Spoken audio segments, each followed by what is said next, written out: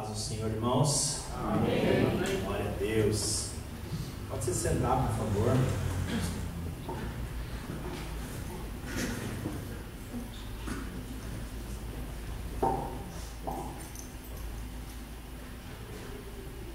Para pegar um gancho aqui do que o nosso pastor Florisvaldo colocou aqui, que eu acho muito importante, acerca dessa liberação que vem do alto, né? Mesmo quando nós estamos num culto de ensino, ou mesmo numa sala de aula, como eu gosto de dizer, né? Algumas experiências, quero contar 3 experiências que nós tivemos, pastora Lili, dentro da sala de aula, ministrando aula, assim, de forma bem acadêmica mesmo. Me lembro que no fim das aulas ali online, né, a gente pede para os alunos comentarem a aula, colocar ali alguma observação, e numa ocasião houve uma aluna, uma senhora, que disse que começou a fazer as aulas porque ela ganhou. Num culto que eu fui numa igreja, eu dei ali algumas matrículas, né, para o pessoal, e ela, ganhei, vou fazer. Ela começou a fazer, e ela disse que eram aquelas palavras daquelas aulas que nós estávamos tendo, que estavam sustentando ela, porque ela tinha há menos de um mês perdido o filho dela, jovem, num acidente. E ela disse: olha, professor, essa matéria que nós estamos estudando está tratando diretamente as minhas emoções. Nós estávamos lá no primeiro módulo, que fala sobre liderança inteligente, né, que trata muito da nossa própria alma, nosso coração. E ela disse que era isso que estava confortando ela e mantendo ela de pé. E eu fiquei chocado em saber que uma proposta de um ensino, de um entendimento para que a gente vá além, pudesse estar sendo tão importante na vida de uma pessoa, né?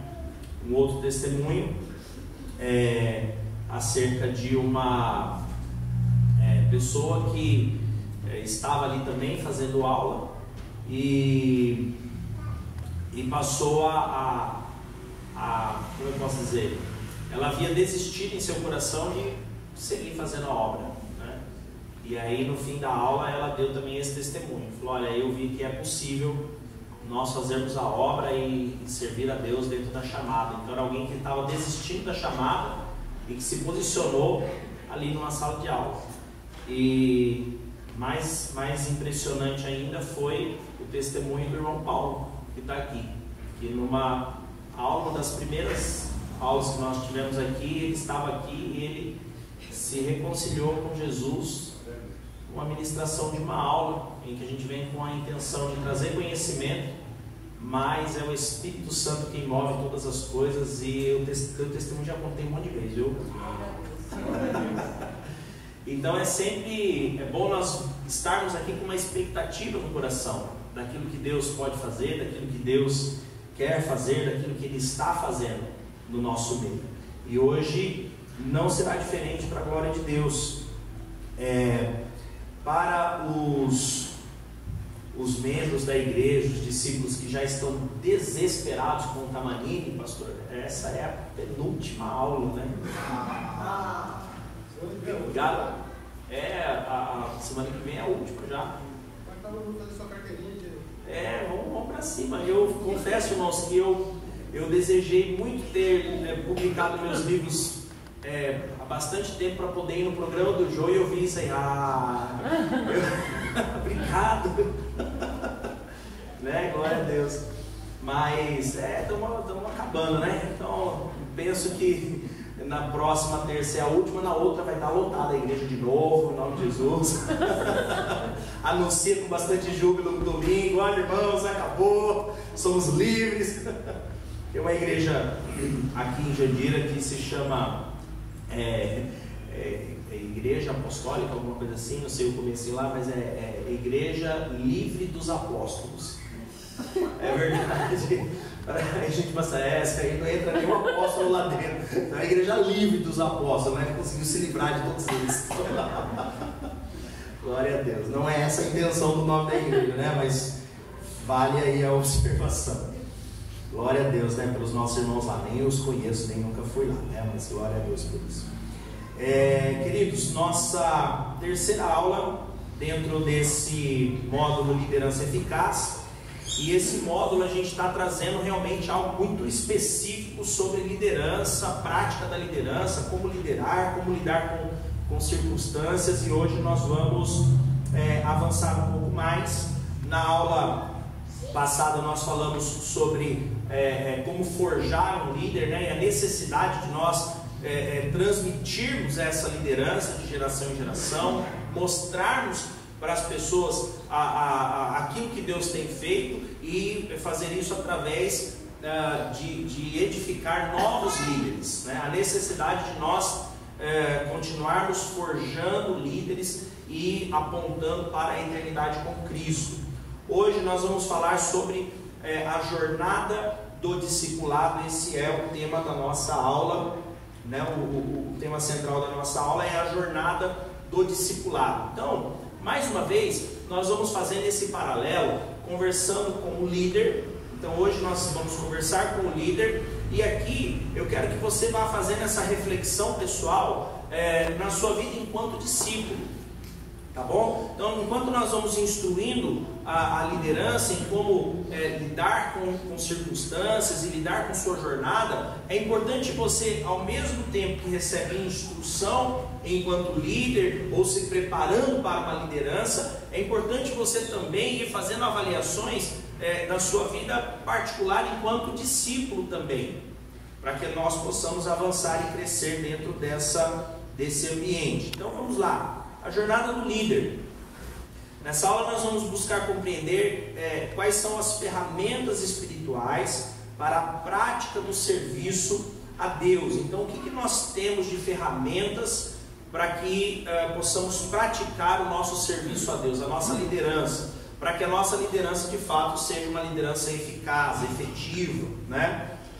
É óbvio que quando nós falamos de liderança, espera-se do líder que ele dê suporte, que ele dê ferramentas ao seu discípulo para que o seu discípulo possa seguir em uma vida cristã saudável, segura, bem protegida, para que esse discípulo possa até mesmo ter o seu alimento espiritual. Então nós temos essa ideia de que o líder vai alimentar espiritualmente aos seus discípulos.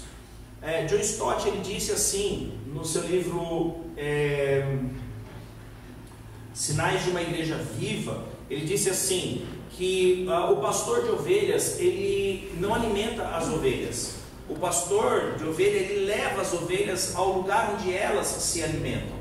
E aí ele toma esse paralelo para a igreja, como nós estamos bem habituados, né, de tratar os nossos líderes por pastores e os nossos membros por ovelhas, não é assim? É a analogia que a própria Bíblia faz. Então ele diz, olha, o pastor de crentes, o pastor na igreja de Cristo, semelhante ao pastor de ovelhas lá na área rural, ele não tem a obrigação de alimentar os seus discípulos, não, ele tem a obrigação de levar o seu rebanho aonde ele pode se alimentar. Então aonde que o pastor leva o seu rebanho para se alimentar? Na Bíblia, leva na palavra de Deus. Então a responsabilidade do pastor, a responsabilidade do líder é conduzir o rebanho ao local onde ele se alimenta. E quem deve se alimentar é o próprio discípulo. Então, quando se prega uma palavra, quando se anuncia um texto bíblico, quando se ensina uma verdade, um princípio eterno, bíblico, espera-se que o membro que está ali ouvindo, o discípulo que está ali ouvindo, ele possa assumir para ele aquela verdade e passar a nutrir a sua vida em cima daquela verdade. Então a responsabilidade de se alimentar é da ovelha.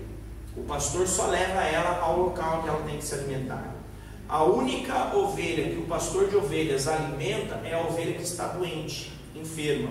Essa ele pega no colo, ele põe a mamadeirinha, ele vai cuidando, ele dá o remedinho. Então o crente que está com dificuldade, passando por combate, que está doente espiritualmente, esse o pastor vai alimentar, vai acompanhar, vai ajudar, vai dar o apoio. Mas os irmãos, como um todo na igreja, precisam aprender a buscar o seu alimento, precisam aprender a se alimentar daquilo que está sendo oferecido, que é a própria palavra de Deus. Amém ou amém? Amém. Então nós precisamos ter isso em mente.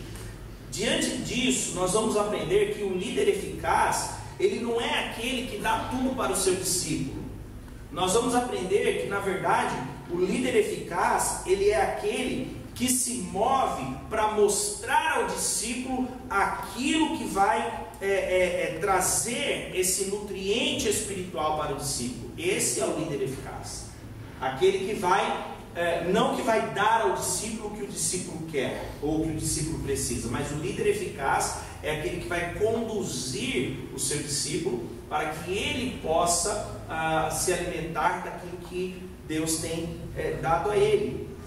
Nós vamos ver, por exemplo, algumas situações na Bíblia que apontam bem para essa verdade. Nós temos algumas situações que são bem conhecidas. 1 Reis capítulo 17, nós vemos o profeta Elias sendo levado por Deus para uma cidade, e ali havia uma viúva, né? Acredito que todos conheçam a história dessa viúva que ia comer um bocado de pão com seu filho e ia morrer. Lembra-se dessa história? Então havia seca, Elias havia profetizado, então não chovia, e aquela situação toda. Ele vai para um lugar que Deus manda, tem ali uma viúva, e ele fala para a viúva, me dá um bocado de pão. A viúva fala assim: olha, meu senhor, eu não tenho, eu tenho aqui um pouco de farinha, eu tenho um pouco de azeite, eu vou fazer um bocado de pão aqui para mim e para o meu filho, para que comamos e morramos. O profeta então realiza um grande milagre ali, e ele fala para essa mulher: a farinha da panela não vai acabar, e o azeite da botija não vai faltar. Lembra disso? E eles passam ali alguns anos, ou um longo período, comendo dessa farinha que não acabava e desse azeite que não acabava. É interessante esse milagre dessa multiplicação. Quando nós olhamos um milagre semelhante no segundo livro de Reis, já não com Elias, mas com seu discípulo Eliseu, quando se torna então o profeta, lá no capítulo 4 nós vamos ver uma outra viúva numa outra situação que procura Eliseu e fala assim: meu senhor, meu marido, teu servo, morreu, e assim, ele deixou umas contas aí, o cartão das Casas Bahia, ficou o cartão lá do atacadão, então tem que pagar uns negócios aí, tem o agiota para pagar, o banco, os banqueiros estão vindo aí, vão levar meus filhos como escravo. Meus filhos estão sendo levados e eu não tenho o que fazer porque eu não tenho recurso. Aí o profeta olha para essa mulher, e é interessante que a primeira coisa que ele fala para a mulher é: o que tenho eu contigo? Quer dizer, não tem nada a ver com suas dívidas. Você que foi lá na Casa Bahia, você que comprou mais do que pôde, você que gastou, você que estourou o cartão. Então você estoura o cartão de crédito, depois vai repreender o devorador, Misericórdia, irmão? Então a gente tem que tomar cuidado, Coitadinho do devorador, tá lá pensando assim: nem fui eu, Misericórdia mesmo, irmão? Fiz nada, tô aqui quieto, O devorador tá pagando as contas dele tudo em dia. Misericórdia, tá amarrado esses bichos aí, Mas aí nós vemos o profeta falando para ela assim: o que você tem na sua casa? Eu tenho só um bocado de azeite. Fala: então tá bom, o que você vai fazer? Lembra da história? Lembra? Vai nos vizinhos, pega as vasilhas, põe dentro de casa, fecha a porta, vai deitando azeite. Depois que você fizer tudo isso aí, você vai vender o azeite para pagar a sua dívida e vai viver do resto. Então assim foi um grande milagre. Nós vemos também no Novo Testamento, Jesus ele opera um milagre, Mateus capítulo 14 mostra, numa das multiplicações dos pães, que havia uma multidão, Jesus teve compaixão da multidão, aí ele olha para aquelas pessoas que estavam ali e fala para os discípulos: alimenta eles. Mas Senhor, nós não temos nada, uma grande multidão, manda eles embora, cada um paga o seu, Aí Jesus fala: não, é necessário que vocês alimentem eles. O que vocês têm? Nós não temos nada, a não ser aqui 5 pães, 2 peixes. Jesus abençoa, fala: vai servindo, você arruma eles aí. Separou cada um no seu grupo lá, começou a servir, alimentaram todos, sobraram 12 cestos cheios. Lembra dessa passagem? Existe um padrão aqui.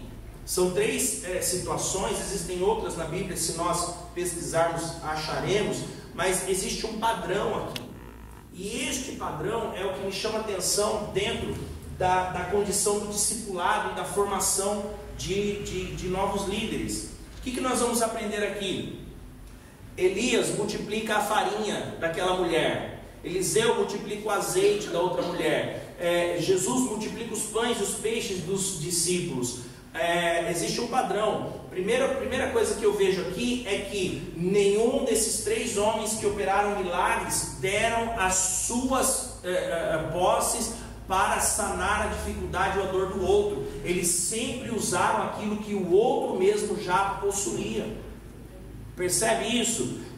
Você não vai ver Elias dizendo assim: então tá bom, minha senhora, eu vou buscar um pouco de farinha, porque a farinha vai multiplicar. Não era a farinha de Elias, a farinha era da viúva. Quando você vê Eliseu, eu acho interessante a fala de Eliseu, porque ele diz para aquela viúva, né, diz: o que tenho eu contigo? Né? Quer dizer, eu não tenho nada a ver com isso. Aí ele pergunta: o que você tem? Eu não tenho nada, eu só tenho um pouquinho de azeite. Então Eliseu opera um grande milagre que paga a dívida daquela mulher e sustenta ela e a sua família, sabe-se lá por quanto tempo. Com o que ele faz esse milagre? Com o azeite dele? Ele fez com o azeite dela. Ele não pegou o azeite dele, ele não falou assim: peraí que eu vou buscar minha botija de azeite e vou te dar para que seja multiplicado. Não, ele usa o azeite da própria viúva. O que você tem? Eu tenho um pouquinho de azeite. Ótimo, é isso aí que eu preciso para que Deus faça um milagre. Amém ou amém? Quando você olha para Jesus, a mesma coisa. Jesus não foi na lancheira dele e falou: deixa eu ver então o que eu tenho aqui.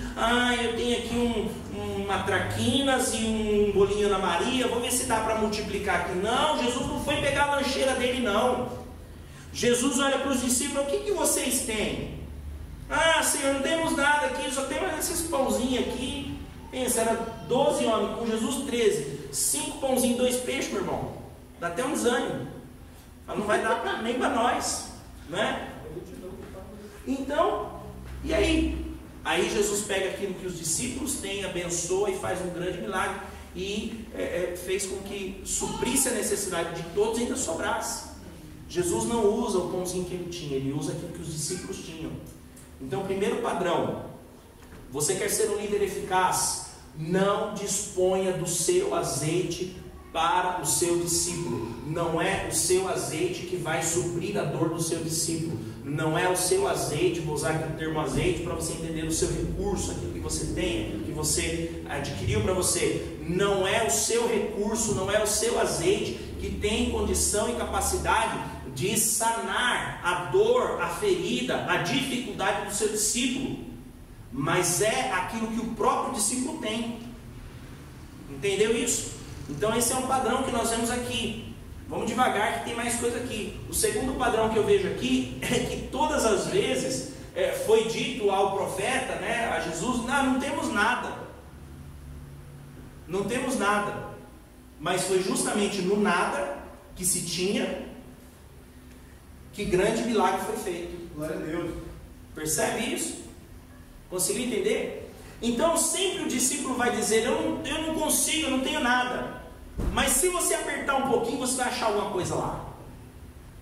Lembra que eu falei, fiz aqui uma observação no começo da nossa aula, né? Para você já ir pensando, nós estamos ensinando para líderes como tratar com seus discípulos, mas já vai olhando para você como discípulo. Quantas vezes você olhou para os seus líderes e falou: não, mas eu não tenho nada. E você foi esperançoso que o seu líder te desse alguma coisa que resolvesse o seu problema. Não é assim que Deus trabalha. Não é assim que Deus trabalha. Você precisa achar algo que você tem, porque é naquilo que você tem que Deus vai fazer um grande milagre na sua própria vida. Entende isso? Por que essa é a dinâmica da liderança? Por que isso vai fazer com que você se torne um líder eficaz? Porque essa é uma jornada que nós vamos desempenhando com o nosso discípulo. Nós temos que entender que o discípulo, ele sempre vai olhar para si como alguém limitado diante das suas próprias lutas, diante dos seus próprios desafios. né? E cabe ao líder. Por que Deus colocou essa dinâmica de que o líder ele usa aquilo que o discípulo tem para curar ou para sanar a dificuldade do discípulo? Por quê? Porque Deus quer que cada um desenvolva em si as potências que Deus mesmo colocou. Irmão, você tem que entender uma coisa: tudo que você precisa para resolver qualquer questão na sua vida está dentro de você. Não tem nada fora de você. Quero dizer para você isso. Se você está anotando, anote. As grandezas de Deus não estão fora de você, mas as grandezas de Deus já habitam dentro de você. Então você não precisa buscar coisas externas. Você, é claro, eu estou falando dentro de um nível de desenvolvimento e crescimento. É claro que nós precisamos de alianças, de amizades, de ajuda, de apoio, de aconselhamento, mas isso é uma outra aula, uma outra questão. Eu estou falando sobre você olhar para você e entender o valor que você tem e aquilo que Deus já plantou dentro de você. Entende? Uma coisa que Deus não se agrada, irmão, é a autocomiseração. Eu chamo isso de síndrome de coitadinho. Sabe o camarada que tem dó de si mesmo? A autocomiseração é uma coisa lamentável, né? É aquele crente, eu chamo isso de o crente Pepe Legal, né? Quem lembra do Pepe Legal? Quem lembra do desenho do Pepe Legal? Ninguém quer se denunciar? Eu não lembro do Pepe Legal, eu vi no YouTube depois. Meu irmão, o Pepe Legal tinha aquela hiena, lembra da hiena? A hiena é conhecida como um animal que vive sorrindo, né? Tem o dentinho para fora, né? Aí o pessoal brinca, né? Hiena é aquele que come as fezes dos outros animais, mas está sempre sorrindo, né? Então, e no desenho do Pepe Legal tinha a hiena, que era Hard, né? O nome da hiena, né? Eu não sei também, eu ouvi dizer.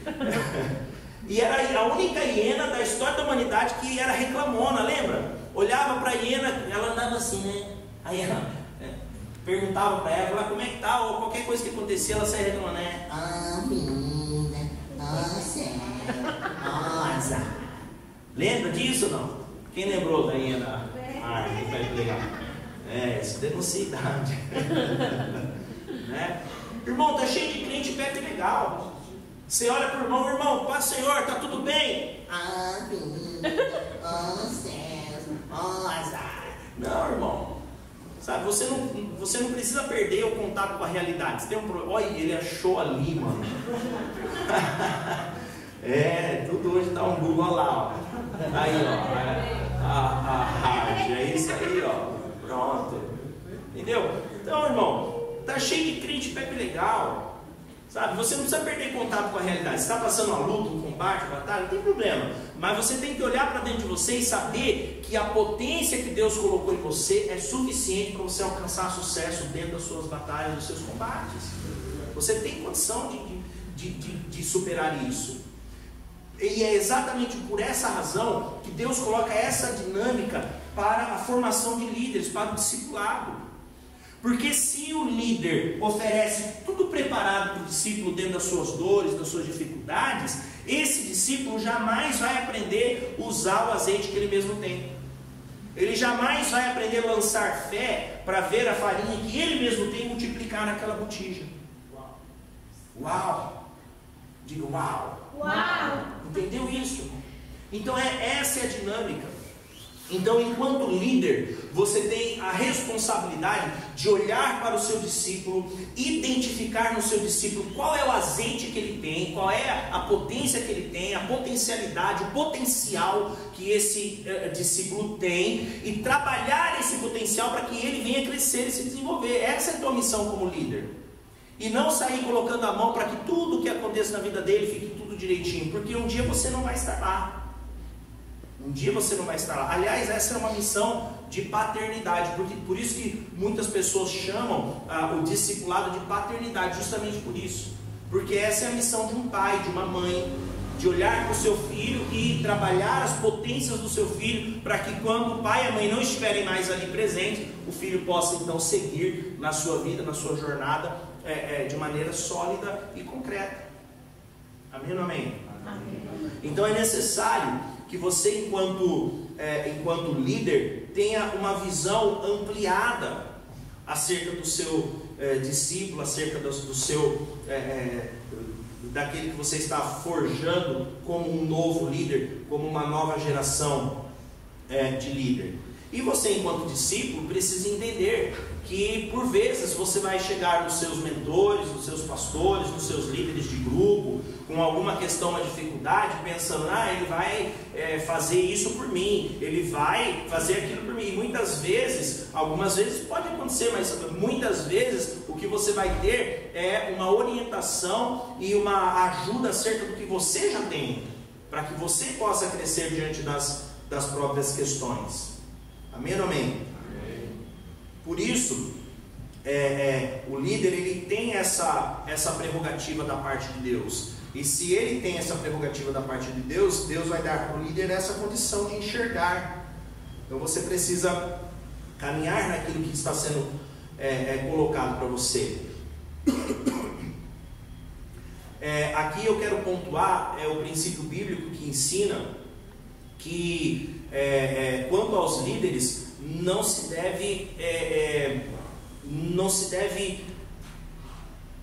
você não deve olhar para um líder como uma fonte de recursos para resolver o seu problema, mas você deve olhar para o líder como uma fonte de ajuda para desenvolver as suas capacidades. É assim que você deve olhar para o líder. É assim que o líder ele não vai te alimentar, conforme disse John Stott, eu citei aqui. É assim que o líder não vai te alimentar, mas ele vai te levar onde você vai se alimentar. Deu para entender isso agora? Compreenderam bem? E aí nós lançamos mão de um texto, de um versículo que é bem conhecido, segunda Crônicas 20:20, o final do versículo diz assim: crê no Senhor vosso Deus e estareis seguros. Não é assim? E o final do versículo diz: crê nos seus profetas e prosperareis. Veja, crê no Senhor vosso Deus, haverá segurança. Por quê? Porque a segurança de Deus está em que você vai seguir pela palavra de Deus, em que você vai andar pelos princípios eternos, em que você vai caminhar dentro dos ensinamentos e de todo o cuidado de Deus. Então, crê no Senhor teu Deus, estareis seguros. Certo? Agora, crê nos seus profetas e outra coisa vai acontecer. Qual é a outra coisa que vai acontecer? Prosperareis. Né? Então, o que é prosperar? Prosperar é você evoluir do ponto que você está. Né? Prosperar não é enriquecer. Prosperar é evoluir do ponto que você está. Um exemplo fácil, você tem uma pessoa que é milionária e de repente essa pessoa passou por um determinado período, em 6 meses, essa pessoa que era milionária se tornou uma pessoa rica. Ela é rica. E por outro lado você tem uma pessoa que era miserável, e em 6 meses essa pessoa que era miserável, ela se tornou dona de 5 casas, de 2 empresas, e ela é uma pessoa de classe média. Quem prosperou mais? Quem é próspero dentro desse caso, dessas 2 pessoas? Aquele que era miserável e ficou uma pessoa de classe média. Ele é mais pobre financeiramente do que o que é rico, mas o que é rico era milionário, então ele diminuiu. O que era miserável, ele prosperou. Deu para entender o que é prosperidade? Prosperar é você evoluir do ponto que você está. Entende? Prosperar não é você ficar rico, milionário, é você evoluir do ponto que você está. Então a grande questão é, se você crer nos profetas, ou seja, tomando aqui o exemplo lá de Elias, de Eliseu, do próprio Senhor Jesus, quando você crê no profeta, você prospera. Aquela viúva continuou comendo pão feito de farinha e azeite durante um bocado de tempo, né?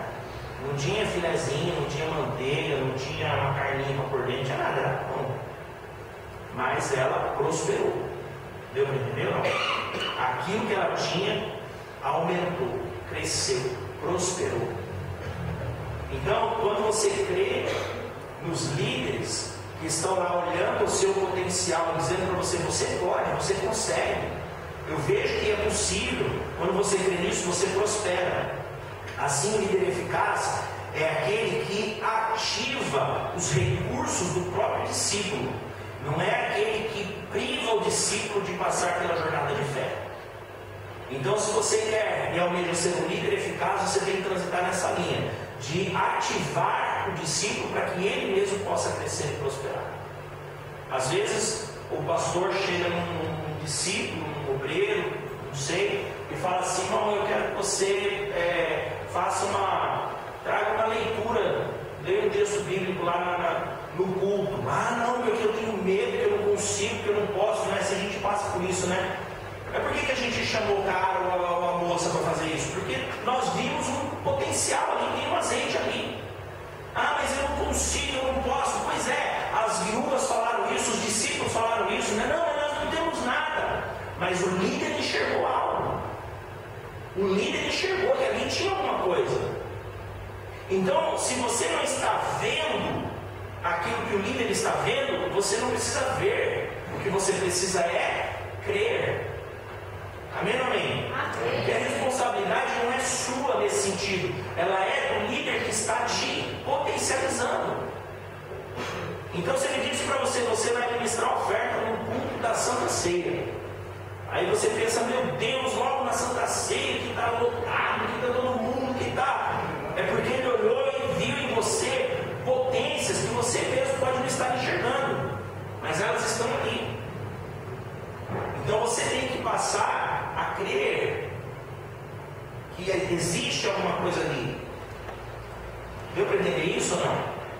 Certa vez, eu já passei por isso na minha própria igreja, mas eu quero citar aqui a igreja do meu tio, Bispo Cícero. Eles entraram num espaço para alugar e era uma oficina mecânica. E pensa, irmão, num salão onde era uma oficina mecânica, né? Então era graxa para todo lado, era um negócio zoado, era bagunçado ali.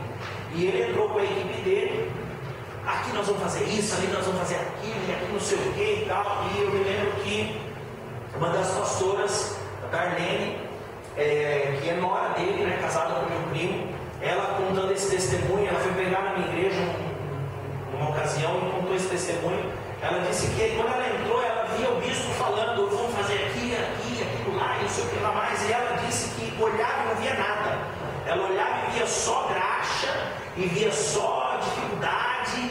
E aí ela começou a orar naquele momento. Ela falou assim para Deus: Deus, eu não estou conseguindo ver o que o meu bispo está vendo, então me ajuda a crer naquilo que ele está falando. Então, às vezes, o discípulo não precisa ver. Até porque quem tem a visão é o líder. Foi o líder que viu a potencialidade. Então, às vezes, você não vai ver mesmo. O que você precisa é crer que você está sendo preparado para uma grande obra. Você está sendo preparado para ser a próxima geração, conforme nós falamos aqui na aula passada. Amém ou amém? Então, precisamos transitar dentro disso.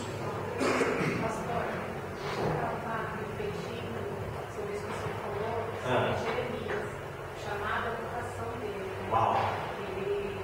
Deus, né, chamou Uma criança.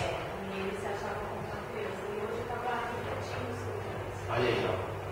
Aqui diz, ó: veio a minha palavra do Senhor dizendo: antes que eu te formasse no ventre te conheci, antes que saíste da mata te santifiquei, as nações te dei por profeta. Eu, porém, disse: Senhor Deus, não sei falar, não faço de uma criança. O Senhor, entretanto, disse: não digas, não faço de uma criança. Aonde quer que eu te enviar, irás. E tudo que te mandar, dirás. Não temas diante deles, pois eu sou contigo para te livrar deles. Uau! É forte, né? Percebe Deus tratando as potências de Jeremias? Não diga que você é uma criança, não. Porque onde você for, eu vou. Quer dizer, eu estou me responsabilizando. Então, onde eu mandar, você vai. Onde eu falar para você abrir a boca, você abrir a boca. E é o seguinte, meu irmão: você vai porque eu estou mandando. Deus enxergou em Jeremias algo que Jeremias mesmo não enxergava. Percebe? Então, às vezes você não vai enxergar. Você não tem que enxergar. Você tem que crer. Glória a Deus por isso. Esse processo todo gera crises. Vamos para frente aqui, lidando com as crises. Crise é tudo aquilo que atrapalha o caminho natural das coisas.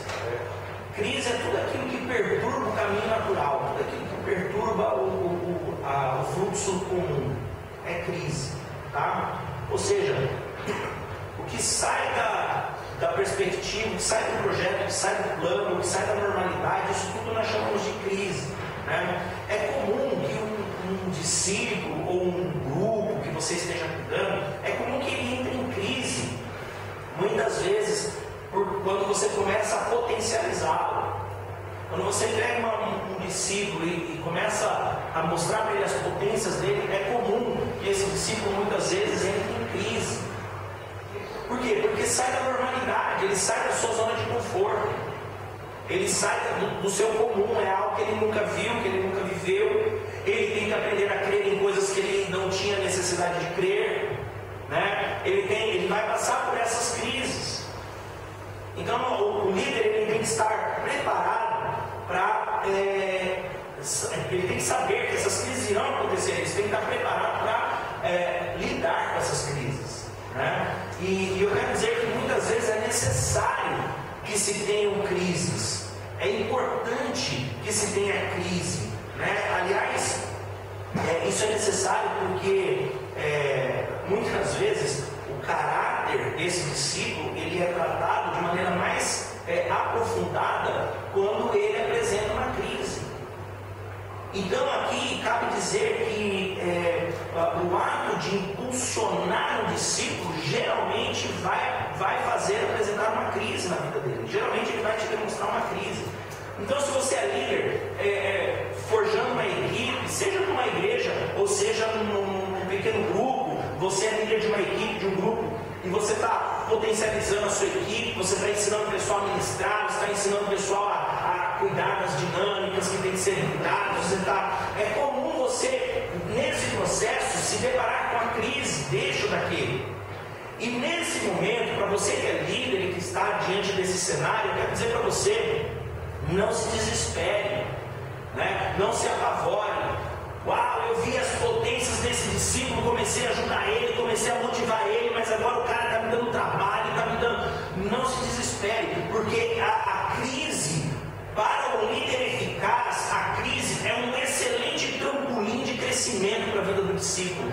Por quê? Porque na crise você consegue identificar e descobrir aquilo que vai dentro da pessoa que você não sabia e que talvez nem ela mesma sabia. Entende isso? Então você pega aquela crise, pega aquela dificuldade e começa a trabalhar com essa pessoa, com esse discípulo, essa dificuldade, para que ela evolua dentro daquela crise, daquela dificuldade.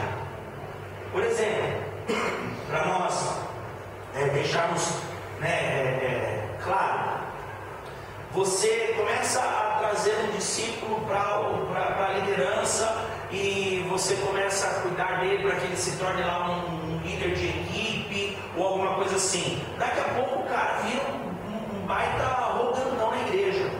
Ele acha que ele tem o rei na barriga.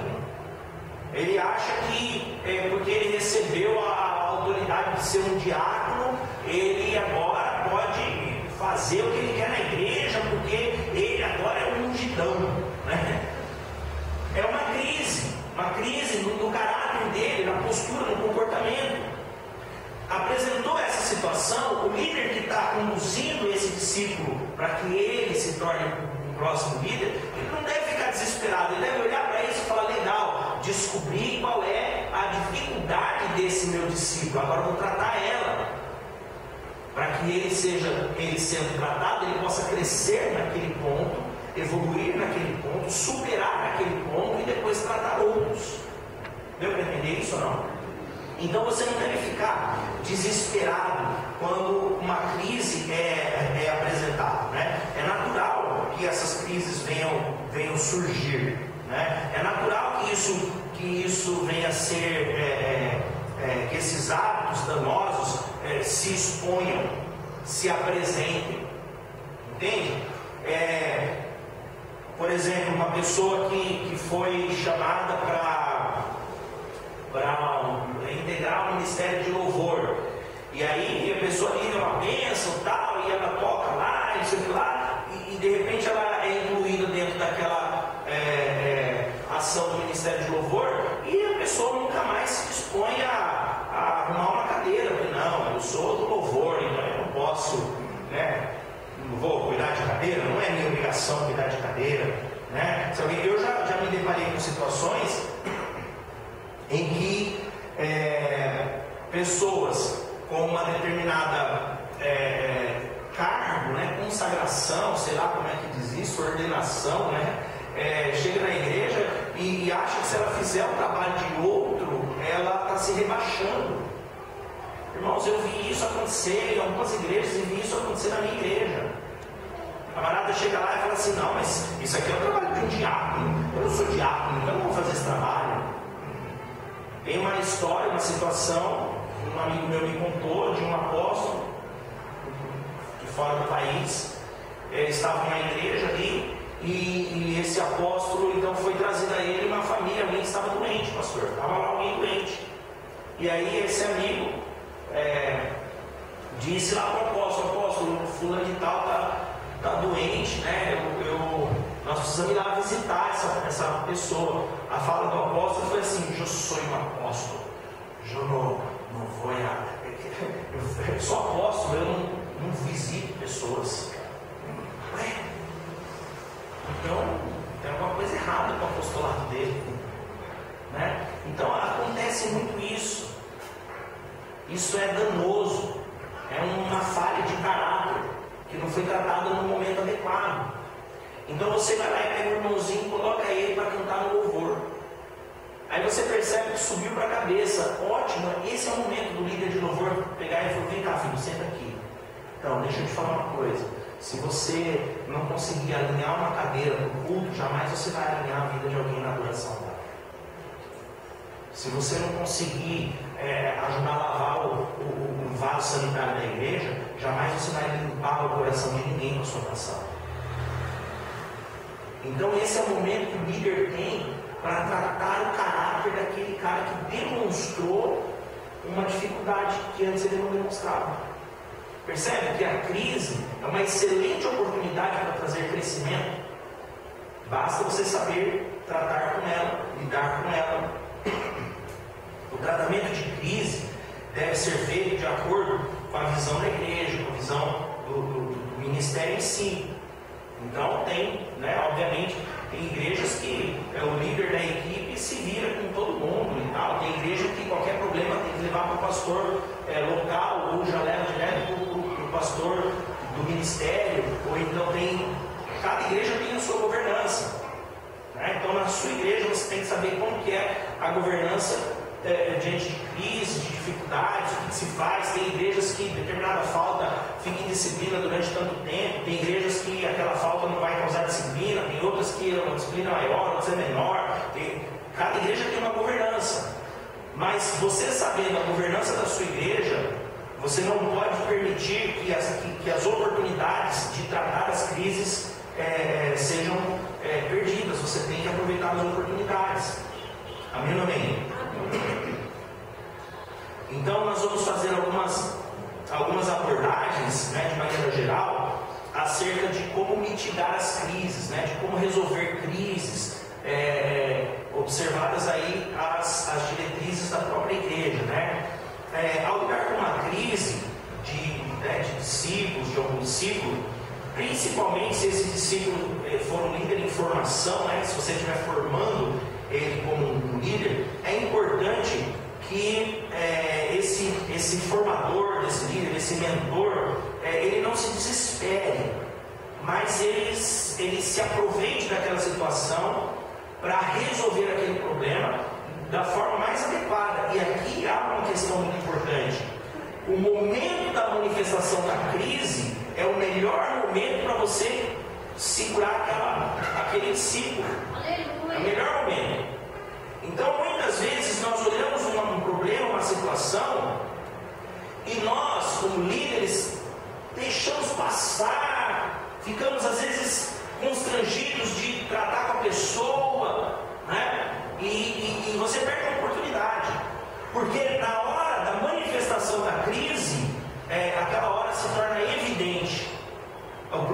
discípulo tem. E ele não tem como negar aquele problema. Ele pode até te desrespeitar naquilo conforme a situação, mas ficará clara a crise dele onde ele precisa ser tratado. Uma vez eu conversava com um discípulo e o discípulo começou a questionar comigo de uma forma arrogante. E eu disse para ele, falei, você percebeu o tom da sua arrogância? Você percebeu que você não consegue admitir o seu erro? Falei, nós estávamos tratando sobre uma dificuldade que ele teve, um problema que houve, e eu falei para ele, você errou nessa situação. E então ele começou a questionar, não, mas eu não errei por causa disso, por causa daquilo, aquilo outro, começou a questionar, e naquele momento eu percebi ele tratando a situação com arrogância, não, porque isso aqui eu sou assim mesmo, não sei o que lá. E aí eu coloquei para ele, você percebeu o nível da arrogância que você está tratando com as situações? Então, se você está almejando alcançar uma liderança, você vai precisar corrigir isso aí, porque o líder tem que andar dentro da disciplina da humildade, porque, como já foi dito aqui, né, Deus não resiste a um coração humilde. Então, se você for arrogante, você vai ser abatido. Então, no momento da manifestação da crise, é o melhor momento para você apontar a dificuldade do discípulo. É o melhor momento para você mostrar para ele aquilo que está acontecendo. Né? É claro que, para que você tenha essa oportunidade, você vai precisar transitar dentro de uma linha de aliança com esse discípulo. Porque tem pessoas que a gente não trata porque ela não quer ser tratada. Só que a pessoa que não quer ser tratada, ela não é um candidato a líder. É isso que nós temos que entender. Compreende isso, não? Eu estou falando aqui de tratar candidatos à liderança. Pessoas que estão brilhando no caminho de liderança. Pessoas que estão indo para uma liderança eficaz. Você, como líder, precisa identificar isso. Não, o fulano, ele é bonzinho e tudo mais, mas não tem condição, porque eu não consigo discipular ele. Se ele não me dá espaço para discipular ele, então não dá para esse camarada ser um líder. E aqui vai uma dica: você é líder de equipe, você está precisando muito de alguém para fazer alguma coisa, mas a pessoa ela não está dentro de um discipulado real, de uma aliança. Não coloque. Não coloque. Porque se você colocar para fazer, você vai ter um problema e não uma solução. Ah, mas eu preciso resolver isso. Você não vai resolver o problema arrumando outro. Ninguém vai falar, revela a Deus, fala de Jeová, essas coisas, né? Porque senão, irmão, se você vai ter um problema, mas eu estou precisando muito de obreiros na igreja, eu vou chamar o Luizinho, o Zezinho, o Huguinho, né, para ser os obreiros da igreja. Meu irmão, você vai arrumar um problemão na sua cabeça. Se os caras não estão aptos, se você não tem condição de discipulado com eles, se eles não são esses discípulos que estão almejando alcançar uma liderança, que conforme nós já falamos aqui, estão olhando para o líder e desejando ser iguais ao líder, se eles não estão transitando dentro dessa linha, irmão, ele pode ser formado no que for, ele pode ser expert no sei o que lá, ele pode ser o que ele quiser, mas se ele não for teu discípulo, não tiver na mesma visão, no mesmo alinhamento, você vai ter problema. Então é melhor você não colocar, melhor ficar sem, porque se você ficar sem, você vai ter um problema só. Se você colocar alguém que não está dentro de aliança de discipulado, você vai ter dois problemas, porque não vai resolver o primeiro e vai gerar o outro. Entende ou não? Dor de cabeça. Dor de cabeça. Então, irmãos, nós temos que tomar cuidado com essa condição das crises que se geram quando você começa a potencializar alguém, né? Quando alguém apresenta uma crise, você toma a pessoa nessa crise, você mostra para ela, fala, olha, você demonstrou para mim uma dificuldade nisso aqui. Esse é o primeiro passo, esse é o pontapé inicial desse discipulado. Mas não pense você que uma conversa de 40 minutos, 1 hora vai resolver o problema. Não vai. Você tem que acompanhar isso. Nós vamos falar sobre discipulado em si. Você tem que acompanhar. Você precisa gerar uma jornada com essa pessoa. É necessário que você transite dentro de uma verificação de crescimento dessa pessoa. Então é prudente que você marque alguns atendimentos para tratar essa questão com mais profundidade.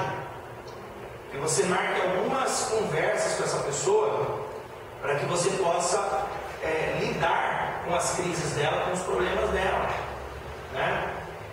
Nesse ponto, quero fazer um parênteses aqui. Nós já tratamos aqui, lá no primeiro módulo, liderança inteligente, nós tratamos sobre crise dentro de um outro prisma. Nós tratamos sobre crise dentro do ponto de vista da pessoa lidar com crises pessoais, com crises, com dificuldades de comportamento. Aqui nós estamos falando especificamente das crises geradas quando você está dando autoridade para alguém, tá bom? Então, quando você dá autoridade para alguém, você começa a ver as dificuldades que a pessoa tem. Para fazer só para a gente relembrar um pouco sobre esse aspecto das crises que o discípulo pode trazer, é necessário que o líder ele preserve o seu próprio coração da crise do discípulo, tá bom? Então, só para fazer aqui um parênteses, nós já tratamos sobre isso. Você precisa preservar o seu coração. A crise do discípulo é do discípulo, não é sua, tá? Então você vai sentar com alguém para conversar e a pessoa vai colocar algumas questões que às vezes podem ferir teu coração.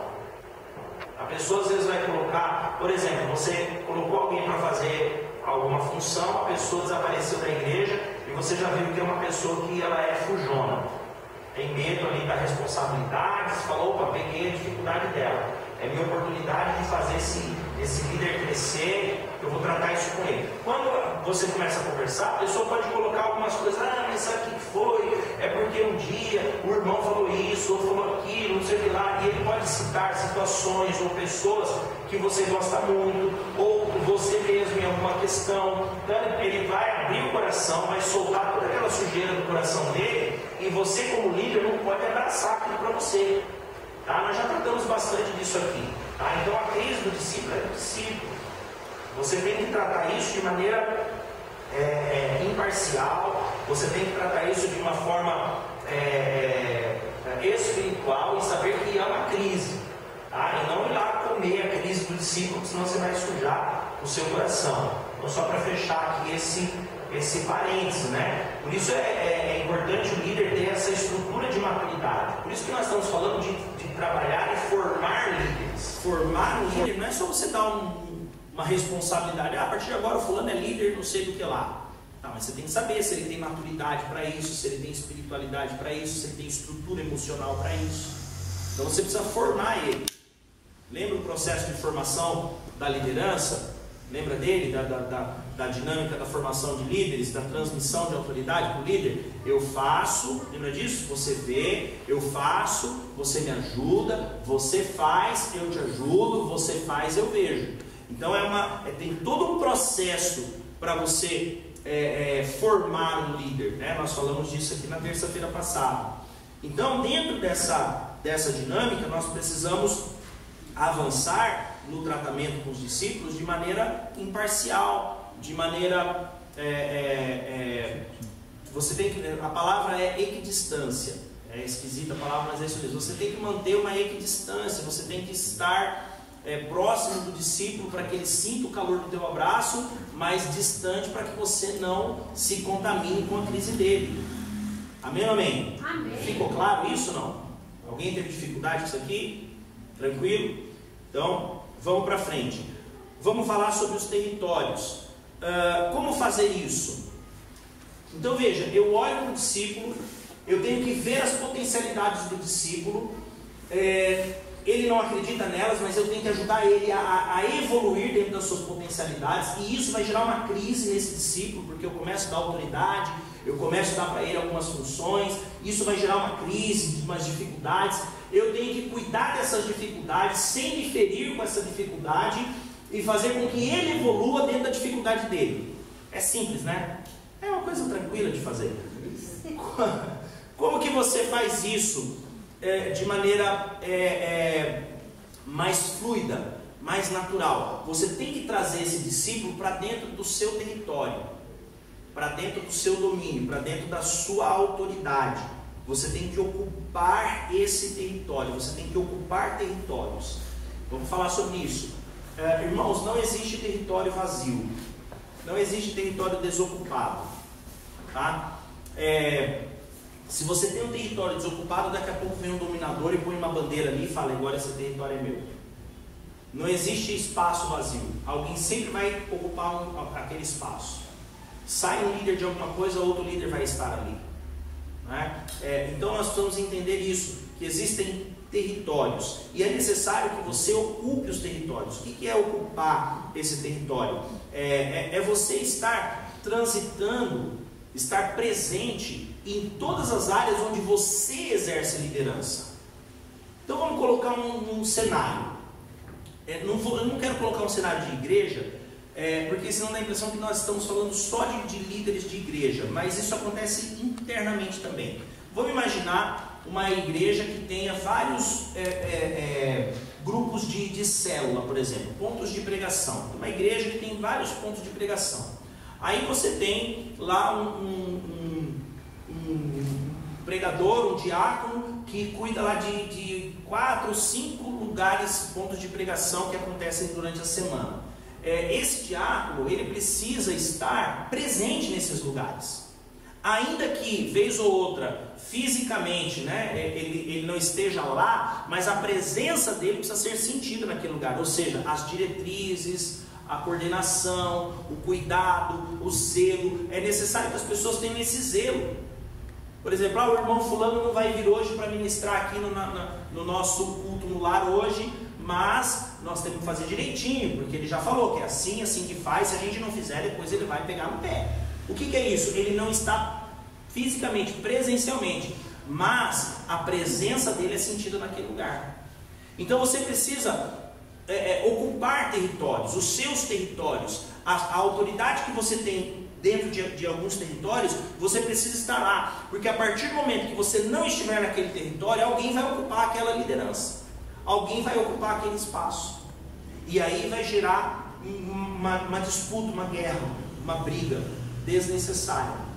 Então o que você precisa compreender? Que o seu campo de autoridade é o seu território, e você precisa ocupar, receber. Já falei isso aqui, receber receber algo das mãos de Deus é maravilhoso, mas é ao mesmo tempo terrível. O que é isso? Receber algo das mãos de Deus é extraordinário, você receber alguma coisa da mão de Deus, mas a responsabilidade é gigantesca também. Amém, amém? Deus te deu algo, você tem que responder a Deus. Tem um meme na internet hoje que é assim, né? Você já deve ter visto. Uma pessoa tranquila, feliz, dizendo, o meu futuro depende só de mim, já viu? Aí no quadrinho seguinte, a mesma pessoa preocupada, o meu futuro só depende de mim. Percebeu? Né? Quer dizer, se eu não fizer nada, eu não vou ter futuro. É disso que se trata. É disso que se trata. Receber algo de Deus é uma bênção, mas receber algo de Deus, meu irmão, é uma responsabilidade gigantesca. Então, se você tem uma autoridade, você precisa estar presente dentro do seu campo de autoridade. Você não pode abandonar, você não pode deixar de lado. Deus te deu algo para fazer, você precisa estar lá. Quando você está dentro do seu campo de autoridade e ocupando os seus territórios, esse discípulo que você tem toda esse desafio de forjá-lo, de torná-lo um líder excelente, você traz ele para cá, ou você mostra que você está ocupando esse território, ele se sente seguro, porque ele sabe que ele não está sozinho. Ou seja, na prática, irmão, você vai, você chegou no Ministério de Louvor há tanto tempo, tal, legal, já estou vendo você nos ensaios, então esse domingo agora é você que vai ministrar as canções. Eu vou ministrar, a pessoa já fica desesperada, pode gerar todas aquelas crises e tudo mais que a gente já falou. Só que quando ele olhar do lado, você que é o líder, você está ali, do lado dele, ensinando ele, instruindo, dando apoio. Se ele falar alguma coisa errada, se ele fizer alguma coisa errada, você vai chamar ele e você vai falar para ele, isso aqui não é bem assim, tá? Você tem que tomar cuidado com isso, com aquilo. Ele vai se sentir protegido, ele vai se sentir dentro de uma autoridade, e ele estando dentro de uma autoridade, o peso da responsabilidade que ele tem vai ser menor. porque ele percebe que você está junto dele para ajudá-lo. Amém ou amém? Amém. Alguns discípulos perguntam para mim, por exemplo, mas eu vou fazer tal coisa, né? Mas eu não sei fazer isso. Aí eu falo assim, pode ir, vai na bênção, você está indo na minha palavra, você está indo na minha autoridade. O cara vai e faz, e assim, muitas vezes, a maior parte das vezes dá certinho. Por quê? Porque ela vai dentro dessa questão. Se der errado e alguém vier me cobrar, eu vou falar, não, o apóstolo mandou fazer desse jeito, você vê lá com ele. Entende? A pessoa se sente protegida, ela se sente no meu território de autoridade. Então ela vai e desempenha aquilo ali. E se ela comete algum equívoco, algum problema, a gente vai tratar com ela.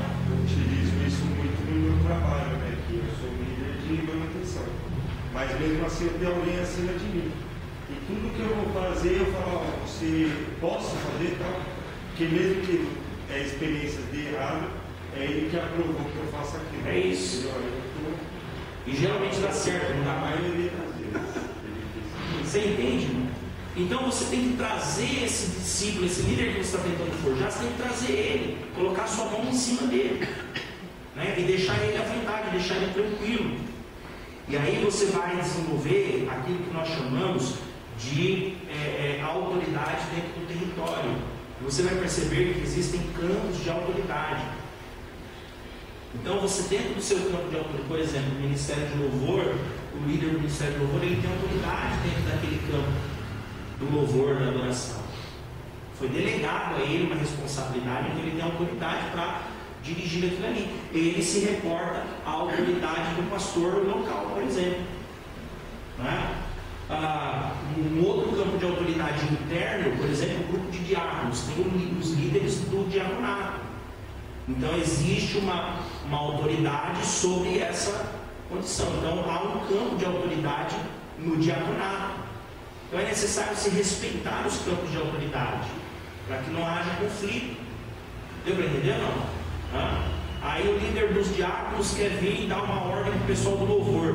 Aí vira crise. Crise desnecessária. Deu para entender ou não? O campo de autoridade externo é tão importante quanto o campo de autoridade interno. Por exemplo, um pastor de uma igreja, ele tem uma autoridade dentro daquele campo. Irmão, olha para mim, não existe autoridade sem delimitação. Não existe autoridade sem um campo de autoridade. Por exemplo, é muito simples de entender. Você pega qual que é a nação mais poderosa do mundo? A nação mais rica, que tem um maior exército. Qual é a nação mais poderosa do mundo? Estados Unidos, certo? Sabidamente a nação mais poderosa do mundo. Qual é o homem mais poderoso dos Estados Unidos? O presidente. Né? Então o presidente dos Estados Unidos é o homem mais poderoso do mundo. Quantas vezes você já ouviu falar isso, né? Eu já vi no jornal falando, principalmente quando elege um novo presidente, né? O fulano agora é o homem mais poderoso do mundo e tal. Tá, tudo bem. Mas aonde que ele tem autoridade? Dentro dos limites dos Estados Unidos. Fora do limite da nação dele, ele pode ter influência, ele pode ter condição de alianças, ele pode, mas a autoridade, ele vem dentro dos limites do campo de autoridade dele. Amém ou amém? Então não existe autoridade sem delimitação de campo de autoridade. Né? Então você está na igreja, você é o pastor da igreja, há um campo de autoridade, onde naquele campo você exerce autoridade, fora dele não. Uma vez eu estava na porta da igreja, chega uma senhora, pastor, o senhor pode orar por mim? Eu perguntei o nome dela, né? Eu sou fulano. Eu falei, mas a senhora vai em qual igreja? Eu percebi que ela não era da igreja, né? Pensei, deve estar, né, desviado, sei lá, já vou convidar para vir no culto, né? Essas coisas que o pastor já pensa logo, né? Falei, glória a Deus está mandando na porta. Aí ela disse assim para mim, então, pastor, eu estou vindo aqui da igreja aqui do lado, na Deus é Amor. Estava no culto ali agora, aí passei aqui e vi o senhor pediu o senhor orar. Falei, mas a irmã Helena de lá? Eu sou de lá na quarta, porque eu faço a campanha lá de quarta. Eu falei, irmã, como que é o nome do seu pastor? Aí ela falou assim, o pastor Florisaldo, falou, olha, o meu pastor da igreja tal é o fulano, mas o pastor da igreja tal que eu faço a campanha de quinta, eu não lembro o nome dele.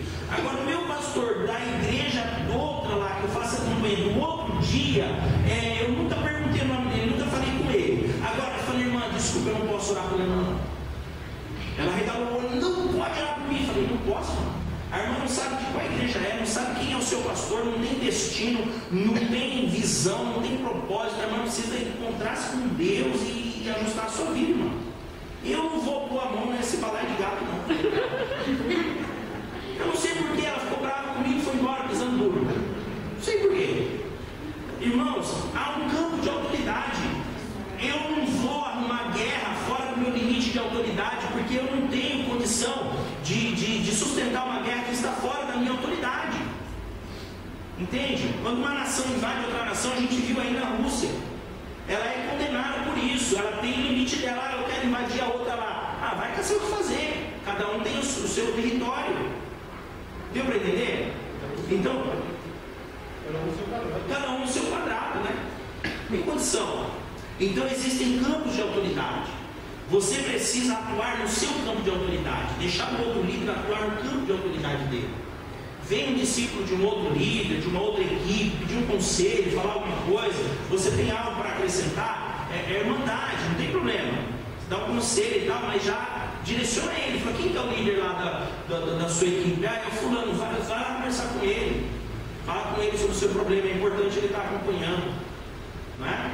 Então é necessário nós termos esse entendimento para nós transitarmos dentro da linha da honra. Nós já falamos aqui sobre honra. A honra é a linguagem do reino.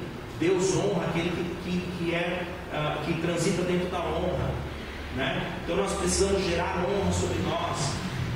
É preciso respeitar a autoridade do outro. É preciso que não haja combates, né? É preciso que não haja disputas.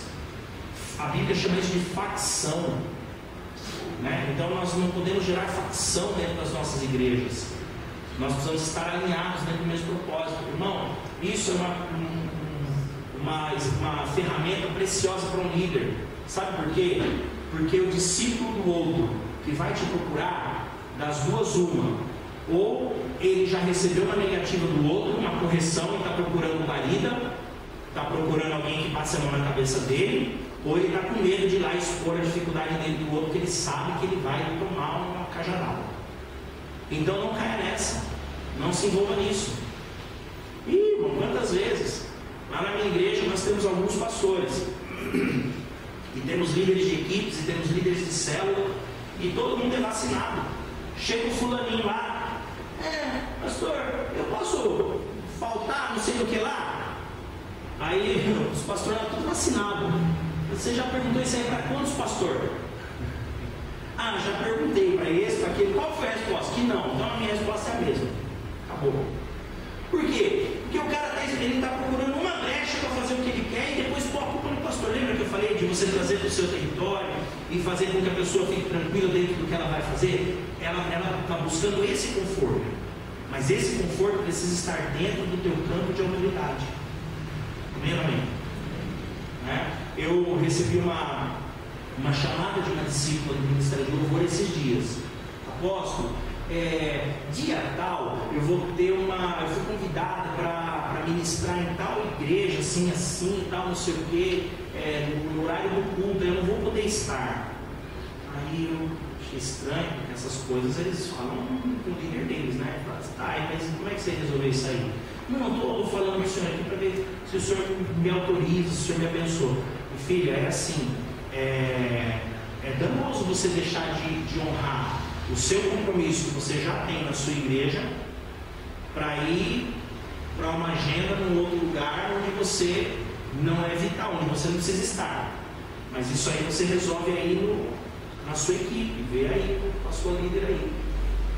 Passou algum tempo, ela mandou mensagem: não, apóstolo, eu decidi que eu não vou honrar para a igreja mesmo, não é bem.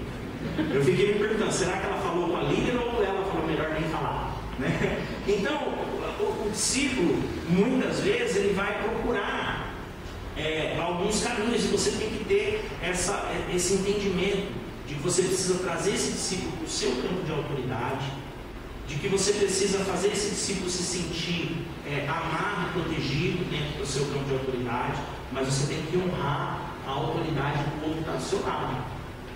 E você tem que ensinar ele também que ele precisa honrar a autoridade a qual ele é submisso. Amém ou amém? Vamos para frente. A gente acaba aqui já. Gestão de conflitos.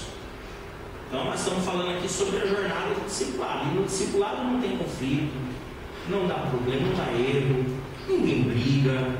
Você já viu alguém brigar na igreja, irmão? Imagina, né? Ninguém briga. Eu ouvi dizer que uma vez tinha 4 crentes, pastor Florisvaldo, dentro de um navio. 4 crentes dentro do navio. E aí o navio naufragou, foram para uma ilha deserta e eram 4 crentes. Um era um da congregação, um da Assembleia de Deus e 2 da Igreja Batista. 4 crentes. Aí o navio naufragou. Vocês estão rindo, irmão? O navio naufragou e eles acharam uma ilha, né, e se refugiaram na ilha, ficaram ali um tempo, era uma ilha deserta e tal. Bom, 4 crentes, vamos abrir uma igreja, né?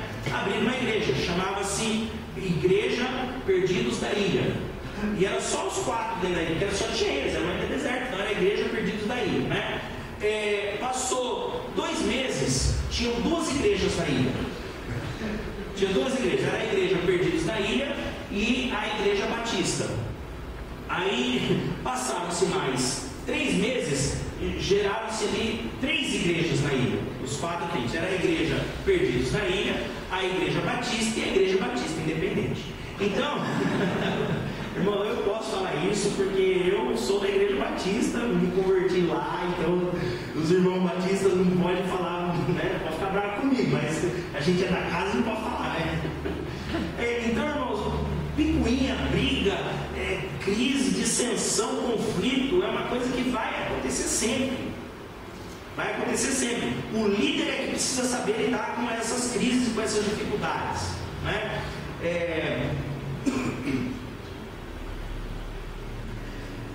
Aqui nós vamos nos referir a esses conflitos internos, né, e de caráter do discipulado, do discípulo, dessas questões de formar líderes conforme nós estamos tratando, tá bom? Porque conflitos, se a gente for falar de conflito, a gente tem um leque muito grande para falar. Então nós vamos falar sobre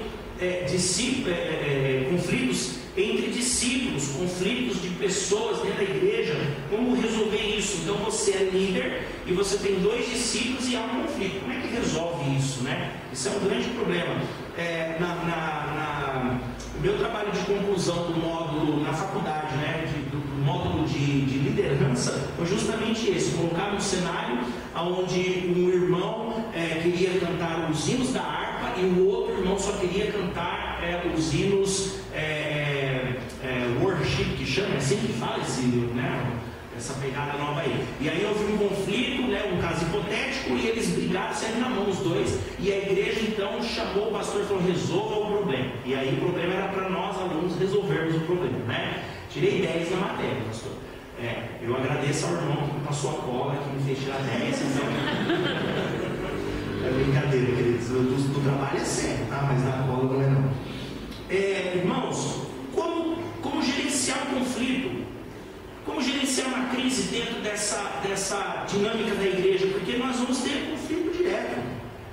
Você vai fazer um congresso, as irmãs vão vir de rosa com a gravata, né, o lenço preto. Ah, não, eu não gosto do lenço preto. O lenço preto é muito fora de moda. Eu quero a blusa rosa com o lenço roxo. Aí a outra, não, roxo não, vai ficar muito feio, vamos fazer, irmão, aí já vira um problema. Então você tem conflito para todo lado dentro da igreja. A questão é como gerenciar os conflitos, como resolver conflitos. Vamos usar o modelo de Jesus para resolver conflitos. Mateus 18, 15 ao 17 diz assim, Jesus ensinando, ele fala: ora, se o teu irmão pecar contra ti, repreende-o entre ti e ele só. Se te ouvir, terás ganho teu irmão. Mas se não te ouvir, leva ainda contigo 1 ou 2, para que pela boca de 2 ou 3 testemunhas toda a palavra seja confirmada. Se recusar ouvi-los, dize-o à igreja. E se também recusar a ouvir a igreja, considera-o como gentil e publicano. Essa é a orientação de Jesus sobre conflito. Jesus ensinou como lidar com crise, com conflito. Vamos destrinchar isso aqui de maneira bem superficial e rápida, para a gente não acabar aí com o nosso horário, né? Não passar muito aqui do horário. Primeira coisa que nós precisamos entender, que Jesus estava ensinando aqui: qual é o objetivo da sua conversa? Você tem um problema? Você vai conversar. Vamos colocar, né? O primeiro ponto: como dirimir uma crise, como resolver um problema, como resolver uma crise. Só há uma porta de entrada para resolver crise, irmão, é conversar, falar. Se você não falar, se você não trouxer as partes para falar, você não vai resolver a crise. A crise pode até passar sem que se fale nada, mas as marcas e a inflamação dela vai ficar guardada no coração, vai ficar tudo debaixo do tapete. Um dia essa poeira vai voar. Entende? Então não tem como resolver conflito fora do ambiente da conversa. Se o teu irmão pecar contra ti, repreende-o entre ti e ele só. Então você tem que chamar para uma conversa. Teu irmão pecou contra ti, você vai chamar ele para bater um papo. Entende? Você vai chamar ele para bater um papo. Não tem outro meio. Não tem outro meio. Tem que falar. Ah, mas eu tenho vergonha, ou irmão, tratar ali, resolver problema, ir lá confrontar o irmão, falar que ele pecou. Nossa, isso aí não é comigo não, já me dá um gelo na barriga, eu já fico constrangido, eu já tenho medo danado de arrumar confusão. Meu irmão, a confusão já está armada, você está indo para resolver o problema, não é assim, pastor? Quando eu fui começar o pastorado, recebi uma orientação do meu tio, o bispo Cícero, foi ele que me levantou ao pastorado, e ele disse assim para mim: se não tem as manhas, não entra não sem expulsão do professor. Não foi isso que ele falou. Mas não foi, mas foi quase isso. Ele falou assim: meu filho, se você tem medo do confronto, nem comece. É quase a mesma coisa.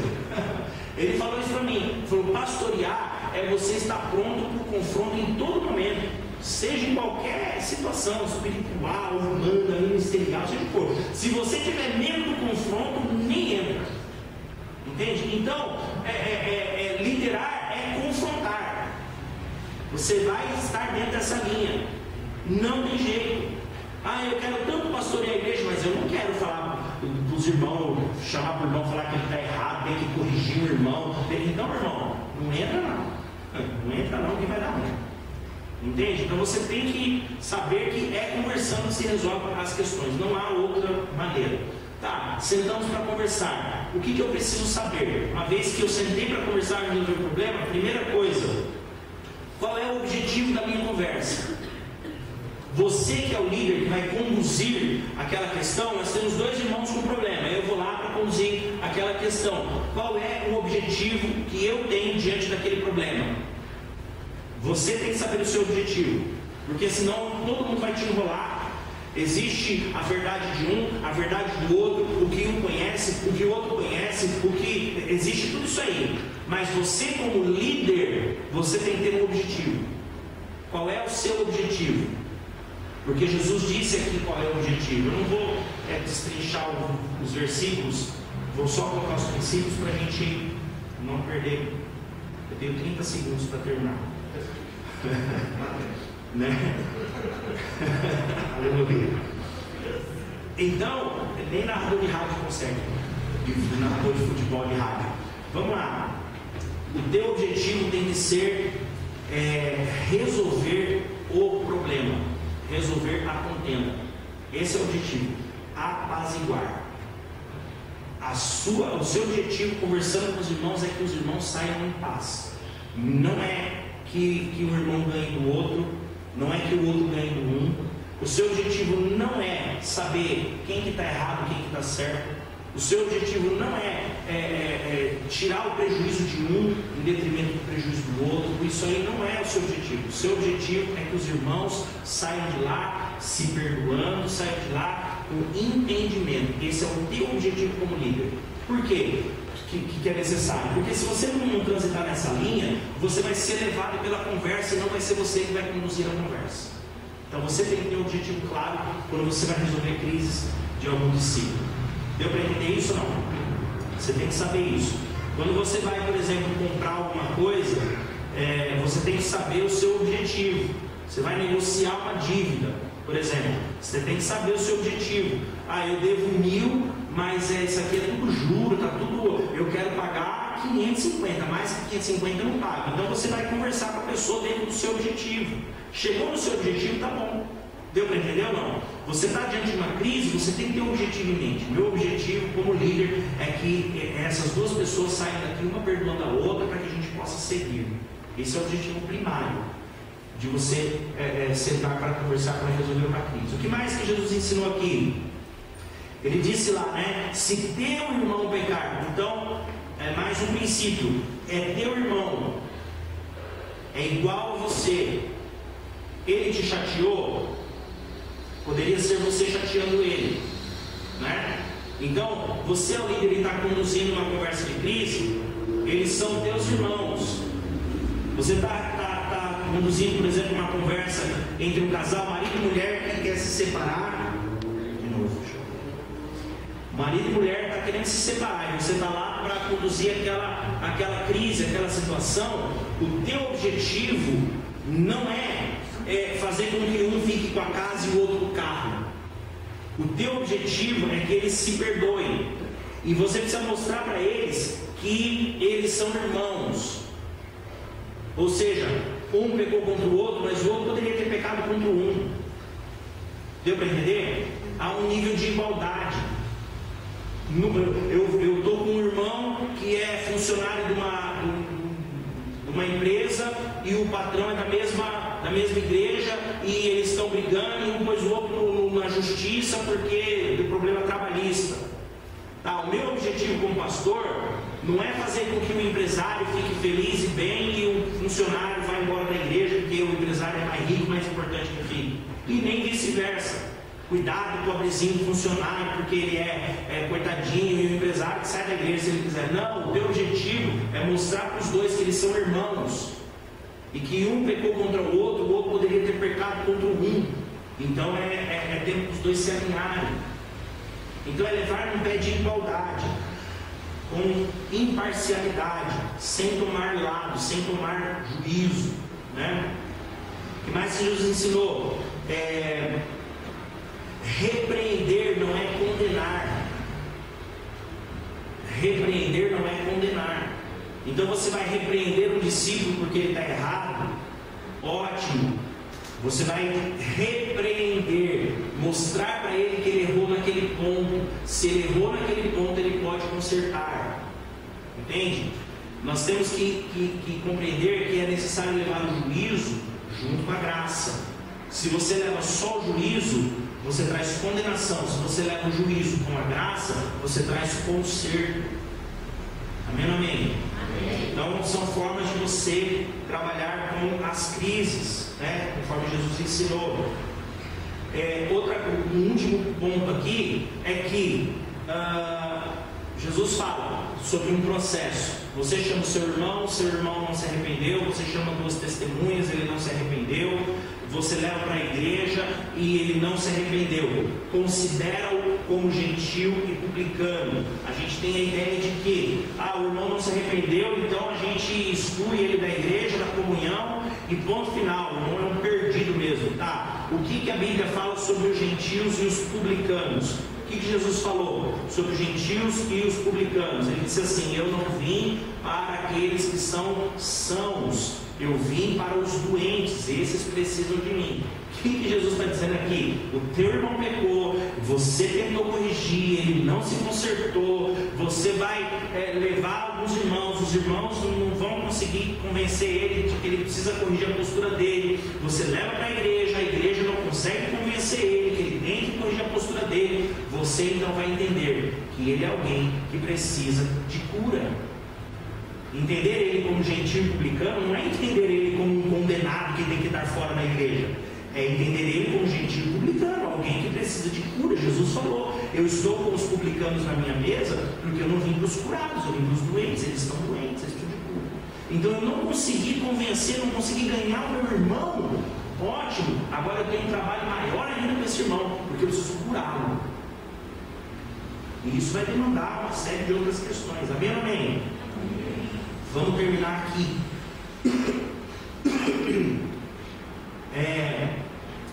Princípio básico de resolução de conflitos é a conversação. Você não resolve conflitos no silêncio. Então, a partir desse princípio, nasce um segundo princípio.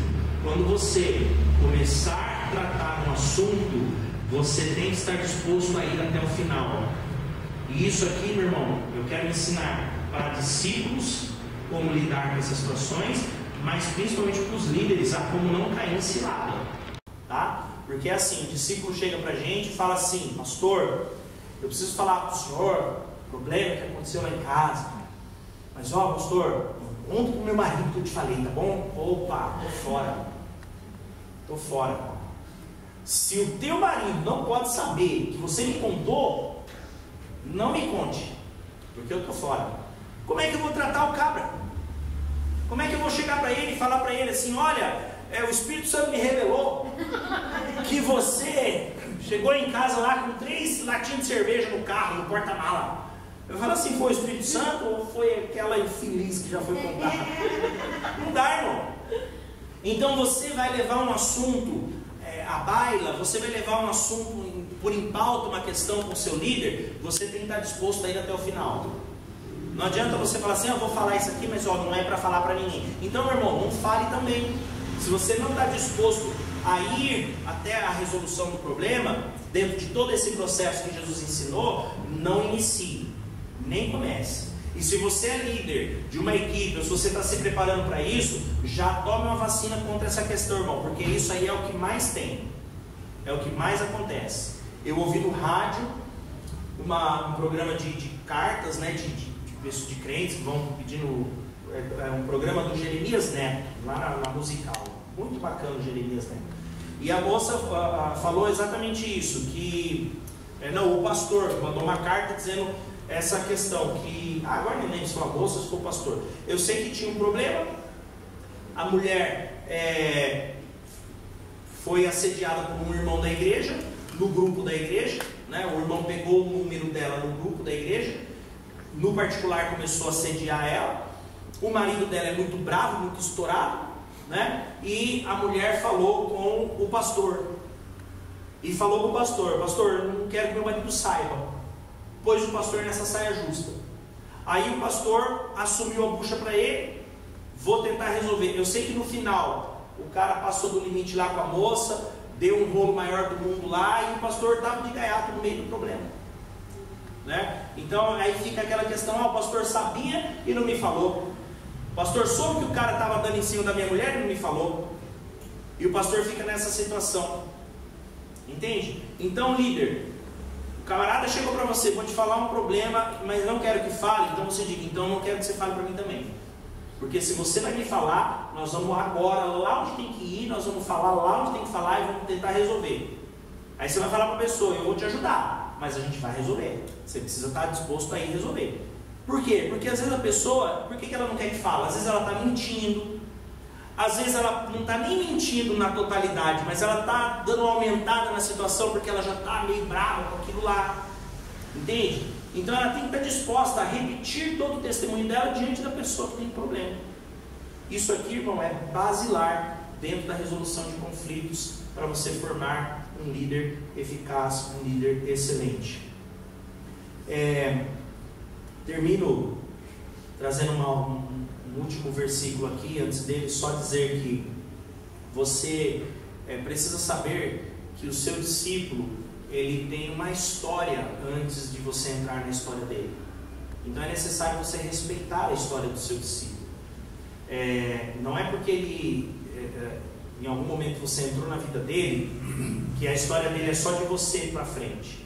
Ele tem traumas, ele tem marcas, ele tem virtudes, ele tem muitas coisas que já estão na vida dele antes de que você fosse o líder dele. Então respeite a história dele, procure saber a história do seu discípulo, mas não perca também a identidade da sua história. Ele também tem que respeitar as suas marcas, a sua jornada, a sua caminhada. Ele também tem que te respeitar. E assim você vai formar um novo líder saudável diante do reino de Deus, eficaz na sua feitura, na sua obra, e nós vamos entrar dentro de uma dinâmica, e aqui eu termino com esse versículo que Jesus nos ensina em João 12:26, quando ele fala: se alguém quiser me servir, siga-me, e onde eu estiver, ali estará também o meu servo. Se alguém me servir, o Pai o honrará. Então, se você quer servir ao Senhor, saiba que você precisa seguir ao Senhor. Você quer servir a Jesus, você deve seguir a Jesus. E aonde você, e quando você começar a seguir Jesus, aonde Jesus estiver, Ele vai colocar você também. E aí você vai saber que aonde você for plantado, onde você estiver, o próprio Pai, o próprio Senhor te honrará em toda a obra de serviço que você fizer ao Senhor. Você não está sozinho na sua jornada de liderança nessa terra, em nome de Jesus. Amém? Essa foi a nossa aula de hoje. As palmas do Senhor Jesus. Pastor Osvaldo, muito obrigado mais uma vez. Semana que vem a última aula, e na semana que vem nós vamos falar sobre a estrutura do discipulado. Semana que vem traz um caderno que nós vamos trazer muitos passos para discipulado aqui. Vai ser tremendo. Pastor, obrigado.